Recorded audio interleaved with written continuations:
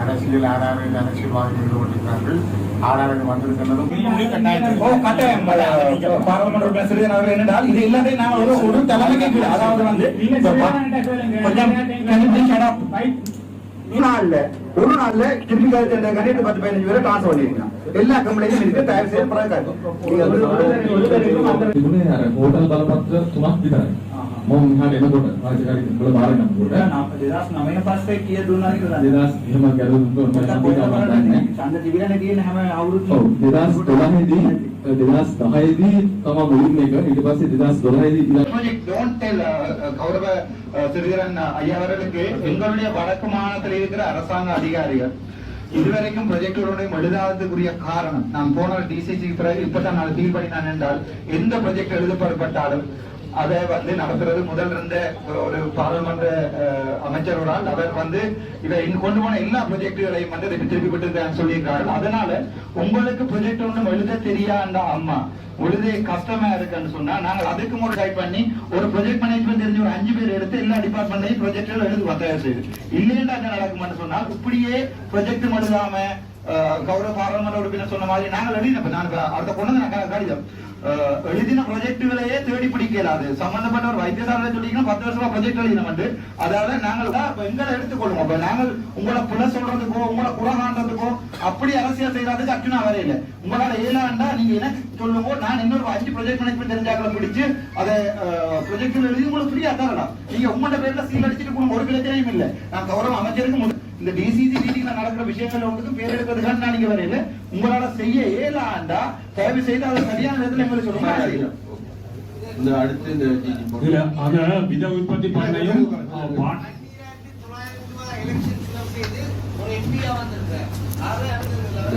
இந்த தம்பி தம்பி தம்பி கொஞ்சம் தம்பி இந்த அடுத்த எந்த போ அடுத்து இந்த காடி காடி வந்து இன்னொரு 3 வருஷத்துக்குள்ள கல்லு போட போயிடும். இதே 400 ஒரு ஏக்கருக்குள்ள வடக்கு பக்கமா இருக்கிற பிரதேசத்துல 50 ஏக்கர் வனவிலங்குகள் இருக்கு. பண்டி மயில் யானை புலி எல்லாம் இருக்குது. இன்னொரு 10 வருஷத்துக்கு 5 வருஷத்துல கல்லு போடும் போது இதே காணிக்கு இல்லை. எனவே வித உற்பத்தி பண்ணையாக இருக்கிற பிரதேசத்தை இந்த வித உற்பத்தி செய்வதற்கே அரசாங்கத்தில் பதிவு செய்யப்பட்ட விவசாயிகள் இருக்கிறோம். நீங்க அவர்களுக்கு அந்த இடங்களை பங்கீடு செய்து கொடுத்து அந்த வித உற்பத்தியை மேற்கொண்டு எங்கள மாவட்டத்துக்கும் வெளி மாவட்டத்துக்கும் விதி அனுப்பக்கூடிய திட்டங்களை கூட நடைமுறைப்படுத்தலாம். விவசாயிகள் நாங்கள் தயாராக இருக்கிறோம். மூன்றாவது விஷயம் என்ன சிவில் பாதுகாப்பு திணைக்களத்தின் கீழ் இயங்கும்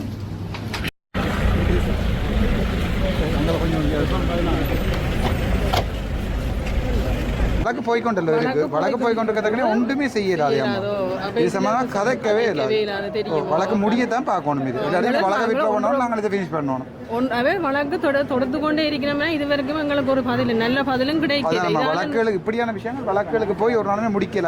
வேலை சம்பந்தமான விஷயம் தானே. அப்ப இல்லாட்டி நீங்க சுப்ரீம் கோர்ட்ல போய் ரிட் எடுத்துருக்கோம். அதெல்லாம் நடக்குது.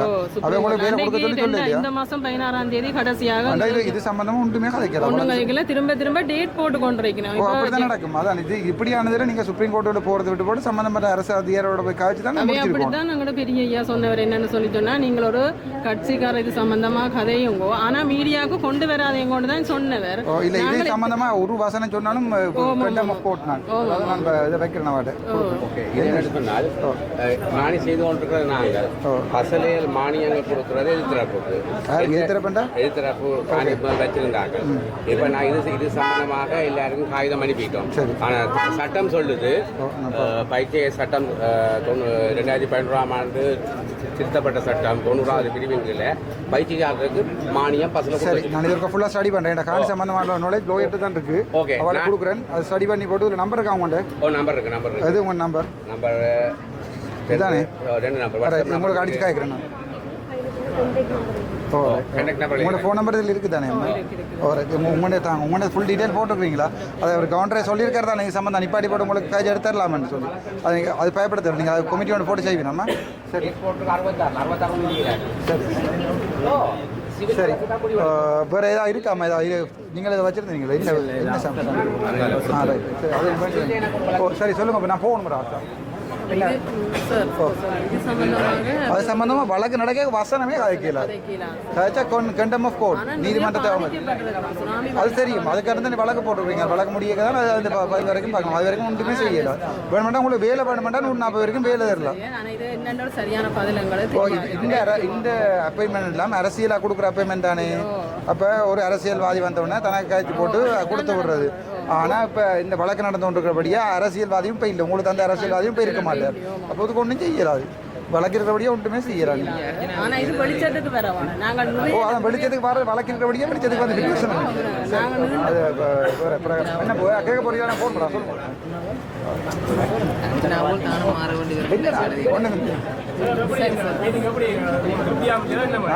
ஓ அது திருப்தியாக முடிஞ்சு வேலையற்ற பட்டதாரிகள் தொடர்பாக பாராளுமன்றத்தில் ஓ காது அதெல்லாம் வாங்க மாட்டேன் இல்லை லெட்டர் எல்லாம் மாட்டி 2 நாள் தான் சரி ஓகே தேங்க்ஸ் சார் சந்திப்பேன் நாங்கள் வந்து ஆடுறோம் ரைட் நன்றியா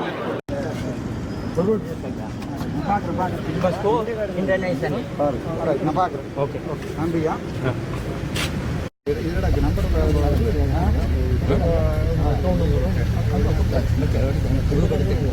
நம்பர்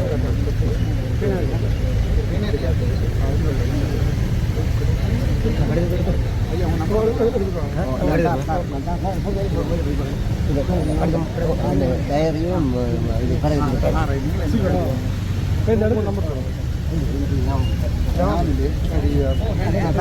நம்பர்